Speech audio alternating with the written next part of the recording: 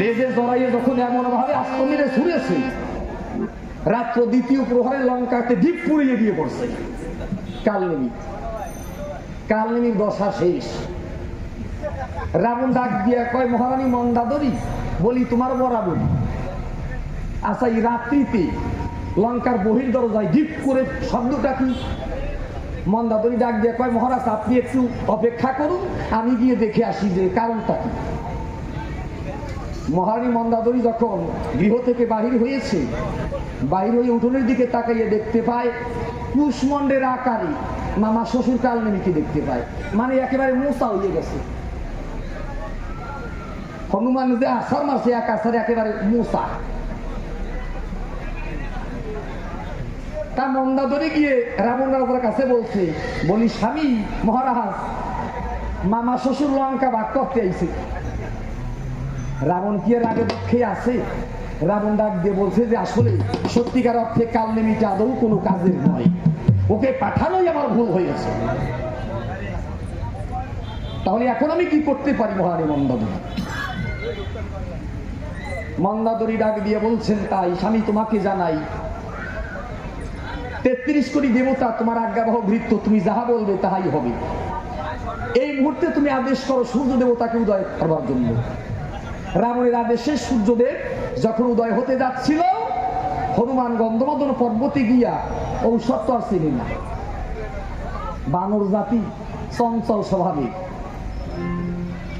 তা বৈদ্যরা সুসেন তো বলে দিয়েছে এই পর্বতে আছে, মনে আছে ভাবো, ঔষধ না চিনিছি তাতে কি হয়েছে? পুরো গন্ধমাদন পর্বত শুদ্ধ উঠাইয়ে আমি নিয়ে যাব। তারপরে বৈদ্যরা সুসেন তার ইচ্ছা মতো ঔষধ সংরক্ষণ করে রাখবেন। এই মধ্যে দেখে যে পূর্ব দিক দিয়ে কেমন যেন একটু আলোকিত আলোকিত দেখা যায়। ওই যে সূর্য দেবতা রাবণের আদেশে উদয় হওয়ার জন্য যাচ্ছে। হনুমান বুঝে গেছে। হনুমান ডাক দিয়ে কয়, বলি ওখানে কে যায় কে যায়? সূর্যদেব ডাক দিয়ে কয়, আমাকে চেনো না? আমার তো অনেক নাম। বলে তোমার অনেক নাম? কি কি নাম আছে তাই বলো তোমার কাছে। এবার সূর্যদেব আরম্ভ করছে, যেমন ধরো দিবাকর, ভাস্কর, ভানু, আদিত্য। ডাক দিয়ে কয় যে আর বলতে হবে না, নুতে নুতে একেবারে নিতে হয়ে গেছে। তা কেমন? কয় তোমার নাম ভানু আর আমার নাম হনু, আর সবাই একটা কোলাকুলি দেয়। সূর্যদেব শুনে ডাক দিয়ে কয়, হনুমানের দ্বারে কোলাকুলি দেবার দরকার নাই, বলি তোমার ঠাই আমার দেখে তোমায় ভয় করে। মানে সূর্যদেব মনে মনে চিন্তা করেছে, হনুমানের যে রূপ, যে দেহ, এই দিয়ে যদি আমার সাথে কোলাকুলি দেয়, তাহলে ওই যে একবারে চাপ দিয়ে ধরবে, এক চাপে মিশেই ফেলাবে, আমার ভব খেলা সাঙ্গ হয়ে যাবে। তাই বলছে না, আমার ভয় করে। তাই শরী নাকি জোরপূর্বক হনুমান সূর্যদেবকে ধরিয়া বগল চাপা করে দিয়ে রেখেছে। তারে সভ্য সবাই বলি যে ডাকিয়া বগল চাপা করে রাখছে। জয় শ্রীরাম রাম বলে ঊর্ধ্বদিকে বাহু তুলে ভাসিয়া দুই চোখের জলে যখনই গন্ধমাদন পর্বতে টান দিল, অমনি মদমদ শব্দ করিয়েছে। গন্ধমাদন পর্বত ছিল, ভক্ত হনুমানের হাতে জাগিয়া উঠিল। পর্বত দিয়ে হনুমান কহিল, গমনুরামের পুরুষ নর করে এসে দিলেন দর্শন। এইবার চারি জাতির ঔষধ বৈদ্যরাজ সুসেন উনি তুলে নিলেন। এই চারি প্রকারের ঔষধ কি কি সভ্য সভায় একটুখানি বলে রাখি। প্রথমটা হয়েছে বিশল্যকরণী, আর দ্বিতীয়টা হয়েছে অস্থি সঞ্চারিণী, তৃতীয়টা হচ্ছে স্বর্ণকমলী, আর চতুর্থটা হচ্ছে মৃত সঞ্জীবনী।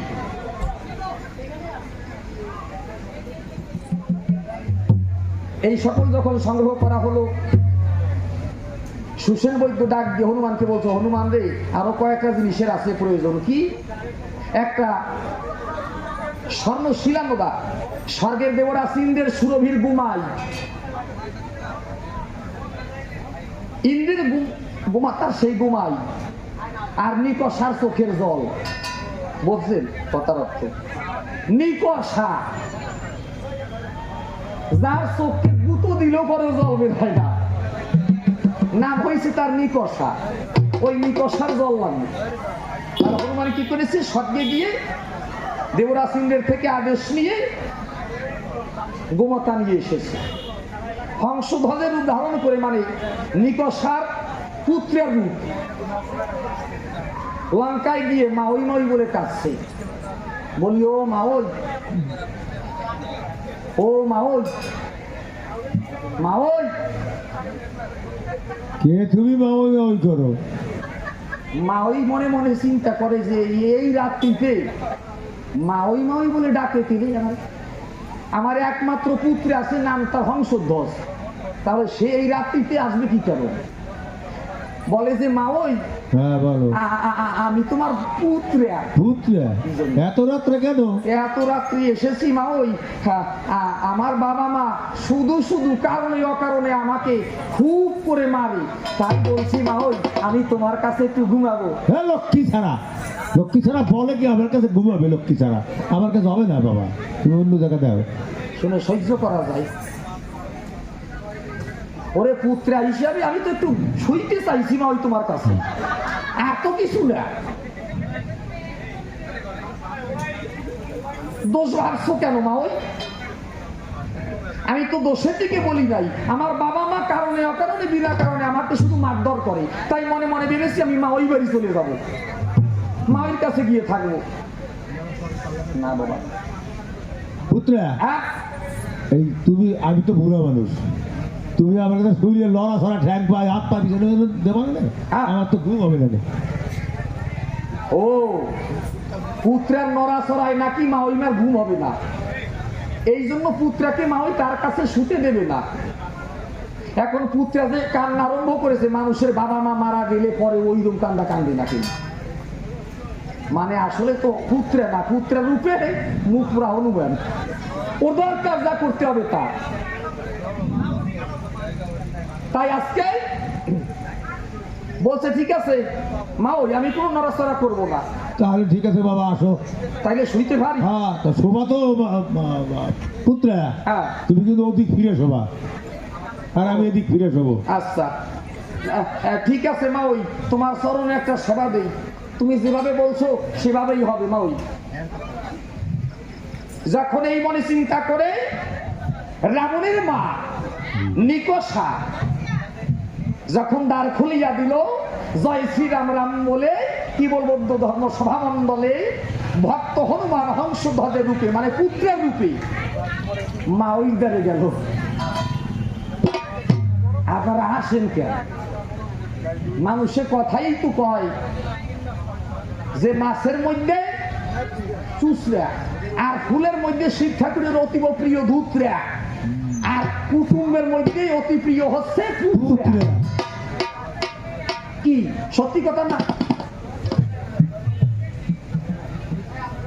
একেবারে পারফেক্ট সত্য কথা। তা যখন পুত্রা ঢুকলো ঘরের মধ্যে, এখন ডাক দিয়ে হনুমান বলতেছে, মানে ওই পুত্রা বলতেছে নিকষাকে, মাওই বলো, মাওই বলো পুত্রা, বলো পুত্রা। বলি যে মাওই তুমি একটু ওই উল্টো করে ওই দিকে ফিরে শো। কেন? মানে মানে আমি শুনেছি রাত্রিতে নাকি তোমার চোখে আগুন জ্বলে। লক্ষ্মী ছাড়া কয় কি? লক্ষ্মী ছাড়া কয় কি? তার মানে আমি ভুল বলতে পারি, তাহলে 10 জনে কি ভুল বলে? তা ঠিক আছে বাবা, যা করলে ভালো হয়, তাহলে আমি ওদিক ফিরেছি। যদি আমার ভয় করে করবে না, ওদিক ফিরেছি, তুমি উল্টো করে শো। আচ্ছা ঠিক আছে, ঠিক আছে, ঠিক আছে। আচ্ছা হনুমানের বচন শুনে যখন নিকষা উল্টো দিক ফিরে শুইল, জয় শ্রীরাম রাম বলে ভাসিয়া দুই চোখের জলে ঊর্ধ্ব দিকে বাহু তুলে ভক্ত হনুমান তার আপন লেজ বের করল। জয় শ্রীরাম রাম বলে ভক্ত হনুমান যখন আপন লেজখানা নিকষার চোখের মধ্যে দিল রে ঢুকাইয়া, অমনি 2-4 ফোঁটা না, 2-4 কলসি কলসি জল নিকষার চক্ষু হইতে এলো বাহির হইয়া। না বলছি তার নিকষা, মানে রস রস কিছু বলতে কিছু নাই, নাই বলতে নাই, কারণ গুতোই তো বাইর করতে হবে জল। তা কেন দিয়ে হোক আর লেজ দিয়ে হোক, দরকার যা করতে হবে তা। নিকষার চোখের জল নিয়ে সভ্য সভায় বুঝাই কইয়ে বহু শ্রীরামচন্দ্রের চরণে এনে দিল। এবার রামচন্দ্র ডাক দিয়া কয়, শুনো ভক্ত হনুমান, বলি তোমায় আর একটা জিনিসের আছে প্রয়োজন, সেটা কি তোমার কাছে বলে রাখি, একটা স্বর্ণ শিলানোরা। রাম কার্য সফল হবে যদি সেই স্বর্ণ শিলানোরার লঙ্কা হতে তুমি করতে পারো আনায়ন। বেশ, তাহলে ঠিক আছে। বিভীষণের রূপ ধারণ করে ভক্ত হনুমান লঙ্কায় গিয়ে বৌদি বৌদি বলে কেঁদে বেড়ায়। বৌদি মনে মনে মনে চিন্তা করেছে, সেই যে আমার দেবর কতদিন পূর্বে তার আপন দাদার সঙ্গে আপন ভাইয়ের সাথে ঝগড়া বিবাদ করে আপন কুল ত্যাগ করে সে প্রভু রামচরণে গিয়ে শরণ নিয়েছে, তা যখন ফিরে এসেছে নিশ্চয়ই তার মনের পরিবর্তন হয়েছে। তাই বলেছে, ও দেবর বিভীষণ, এসো ভাই এসো, বসো, বিশ্রাম করো। না না বৌদি, আমি দেখলাম যে আমার দাদার দলে যত সৈন্য সামন্ত আছে তারা সবাই মূর্খের ন্যায়। ওদের মাথায় যদি একটুখানি বুদ্ধি থাকতো তবে আমার এই দুশ্চিন্তাটা হতো না। এই তো কিছুদিনের মধ্যে রামের সঙ্গে রাম রাবণের যুদ্ধ আরম্ভ হবে, তা আমাদের অস্ত্র শস্ত্র যাহা আছে কোনো অস্ত্রের সামনেই ধার নেই। তা বৌদি বলে রাখি, আমাদের তো অনেকগুলি স্বর্ণ শিলানোরা আছে, কথা নাও, আমাকে একটা স্বর্ণ শিলানোরা দাও, বানগুলো সানিয়ে নেই।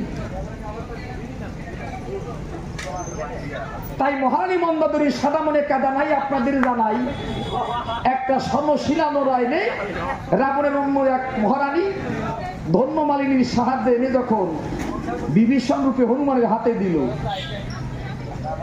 হনুমান এবার বিভীষণের রূপ ছেড়ে দিয়ে স্বর্ণ শিলানোরা নিয়ে এক লক্ষ প্রদান করে ভক্ত হনুমান ভগবান রামের কাছে গেল।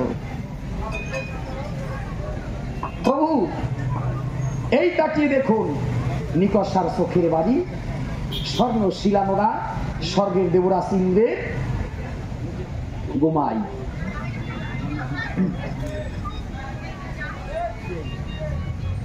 কি আমার ভাইয়েরা, আমার বোনেরা এবং মায়েরা, বাবাজিরা যারা আছেন, আপনাদের কষ্ট হচ্ছে? বাবা কষ্ট হয় না? না, অনেক সময় আছে, আমার তো শিক্ষাগত তেমন কোনো যোগ্যতা নাই, অনেক সময় আমার ভাষা জ্ঞান নাই, ভাষা বলতে অনেক সময় অসুবিধে হতে পারে, তার জন্য আমি ক্ষমা চেয়ে নিচ্ছি। এটাই হবে, অডিয়েন্সই গান বন্ধ করছেন, আমার সামনে বসে কিন্তু বললে হবে না।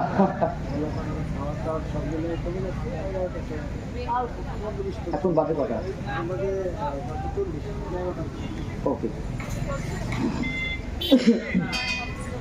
তাহলে এইবার কি নাম দাদা? গোকুল।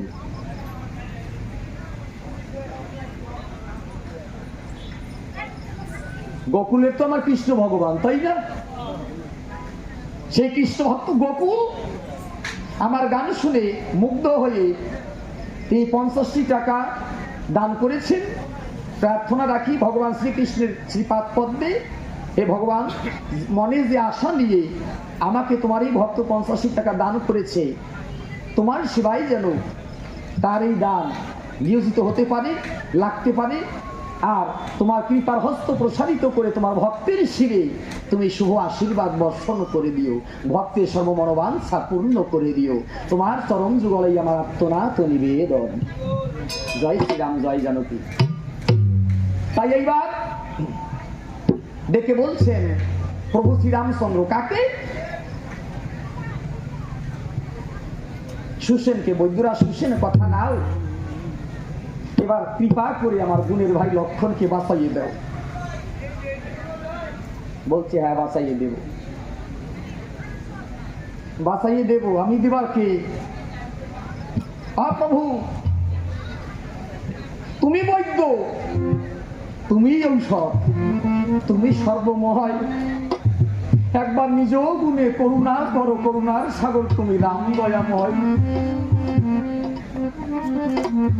তব নাভি মূলে আছে কোটি ব্রহ্মার বসতি, দক্ষিণে পদতলে টলমলে করে মাতা গঙ্গা ভাগীরথী। অধমতারণ প্রভু তুমি শ্রীরাম দয়াময়, তোমার লীলা বুঝি ভাবে এমন কে আছে ধরায়। যা কিছু হচ্ছে, যা কিছু ঘটছে বিশ্বে, সবই তার খেলা। কেউ তাকে আল্লাহ বলে, কেউ খোদা কয়, কেউ ভগবান ঈশ্বর, কেউ গড যিশু, কেউ পাতিয়াম, বিভিন্ন নামে ডাকে তারে কত ভক্তগণ। কিন্তু যে যে যে যে নামেই ডাকে তারপর ঘরে গিয়ে পৌঁছায়, তারেই ডাকা হয়। গীতাতে তাও বলা হয়েছে যে যথামাত্র পদন্তে তাঙ্গে তথৈব ভজম মহ মম বর্তানুবর্তন্তে মনুষ্য পাত্র সর্বস্ব। হে ভক্তর্জুন, যে ভক্তমায় যেভাবে ভাবনা নিয়া আমাকে যেই ভক্তি দিয়া থাকে, আমি সেইভাবে সুখ হইয়া সেই ভক্তকে কৃপা করিয়া থাকি। আমাদের ধর্মাগাম গ্রন্থে সর্বগ্রন্থের সার গ্রন্থ হয়েছে শ্রীমদ্ ভগবদ গীতা। গীতায় কি লেখা আছে জানে? পিতা স্বর্গ পিতা ধর্ম পিতা হি পরমং তপপিতরি প্রীতিমা পণ্যে প্রিয়ন্তে সর্বদেবতা। আর জননী জন্মভূমিষ্ঠ স্বর্গাদপি গরীয়স, স্বর্গের উঁচুতে রয়েছে আমাদের যার যার জন্মদাতা পিতার স্থান। আর জননী জন্মভূমিষ্ঠ স্বর্গাদপি গরীয়সী, জননী এই জন্মভূমি হচ্ছে যেমন, আমার মায়ের কোলটাও হচ্ছে তেমন। সমকক্ষের মধ্যে বিন্দু মাত্র ফাঁকা নাই। এই মাতা পিতার চারি চরণ তল, গয়া বলো আর কাশী বলো, শ্রীক্ষেত্র বৃন্দাবন বলো, দ্বারকা মথুরা কাশী বলো, সর্বতীর্থের ফল। দিলে এক বিন্দু সন্তান হয়ে পিতা মাতার নয়নে ওই নয়ন জল, চরণে নয়ন জল, তাহলে সকল দেবতা পূজা পান। 33 কোটি দেবতা, সকল দেবতা পূজা পান। শুধু পূজন করলে, ভজন করলে, শ্রদ্ধা জানালে মাতা পিতার চারি চরণ তলে। মাতা পিতা জন্মদাতা সাক্ষাৎ ভগবান। আর আমরা ঠিক না রেখে আসল সম্পদ নকল খুঁজে বেড়াই কেন? ইসলাম শাস্ত্রে কি বলেছে নিবেদন জানাই আপনাদের কাছে। ইসলাম শাস্ত্র সুন্দর ব্যাখ্যা দিয়েছে। ইন্নাল জান্নাতা তাও তকদামাকদামি উম্মেহাতি কুন। হে বান্দা ব্যস্ত কোথায়? মা বাবার পায়ের নিচে। আরে সবাই মিলে বলি আমরা সুবহানাল্লাহ। শিখাই দিতে হয় কেন? আমি তো একটা হিন্দু ছেলে, তোমরা বুঝো না? হ্যাঁ, এইবার ঠিক আছে, এইবার ঠিক আছে, সুবহানাল্লাহ। তাইলে আমাদের মা বাবার পায়ের নিচেই বেহেশত।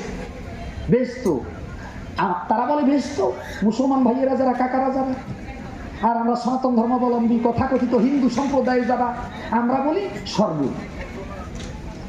মুসলমান ভাই বন্ধুরা তারা বলে দোজখ, আর আমরা বলি নরক। জায়গা তো একটা, জায়গায় একটা। হয়তো আমরা বলতে পারি কি যাকে ডাকি সেও এক, এর মধ্যে নাই কোনো ফাঁক। একটু চক্ষু মেলে দেখ, হয়তো তাকে পাবার কিংবা ডাকার ধরন আমাদের আলাদা, তাই না? অন্য রকমের। কিন্তু বস্তুতে সে এক, এর মধ্যে তো কোনো ফাঁক নাই। নীল আকার, এর যদি বৃহৎ ব্যাখ্যা করা হয়, সময় সংক্ষিপ্ততার জন্য আমি বলতে পারবো না সবাই। নিরবধারিত আকার, তারে কয় নিরাকার। নিরবধারিত আকার, যে কোনো একটা শিশি পাত্রে আপনি ওই জলকে রাখবেন। যদি শিশিটা রং হয়ে থাকে হলদে, জলের রংটাও দেখাবে হলদে। বোঝে না আমার মতো যারা বলবে না, আমি আপনাদের কাউকে বলছি না, আমি আমার প্রতি কলঙ্কারক করে বলছি। আমার মতো বলক যারা, বোঝে না তারা, আমার মতো মূর্খ যারা, বোঝে না তারা। যদি শিশি পাত্রের রং হয়ে থাকে সবুজ, তাহলে জলের রংটা কালারটা দেখাবে সবুজ, তাই না? তাহলে যে পাত্রে আপনি ওই জলটাকে ভরবেন, ধারণ করবেন, সেই পাত্রের রঙে ওর প্রতিরূপ হয়ে রূপান্তরিত হবে। কিন্তু আসলে কি ওই জল সাদা রঙের নাকি সবুজ রঙের নাকি হলদে রঙের নাকি কালো রঙের? বলুন। নিরবধারিত আকার, তারে কয় নিরাকার। কুল আল্লাহু আহাদ আল্লাহু সামাদ লাম ওয়া লাম ইউলাদ ইয়াকুল্লাহু কুফুয়ান আহাদ। সূরা ইখলাস আপনারা শুনেছেন না, অধ্যয়ন করেছেন না?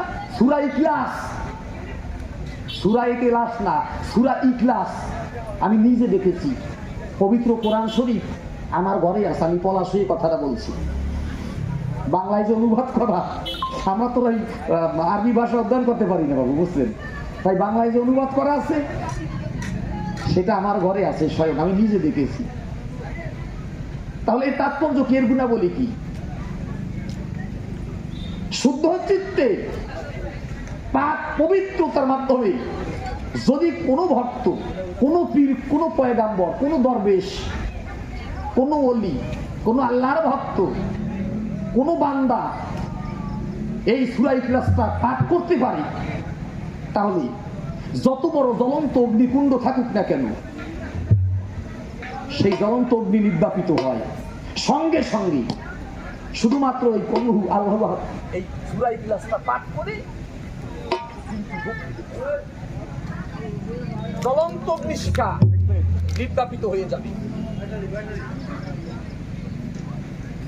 প্রথম দিয়েছিলেন পরে ইউজ, এখন হয়ে গেছে ব্যাটারি ইউজ, এরপরে না জানি আসবে কোন ইউজ জানি না, তো দাদা কয় ঘন্টা হয়েছে,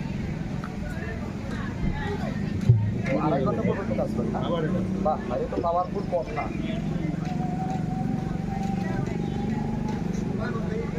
বাবু আমার জন্য কি জল নিয়ে আয়।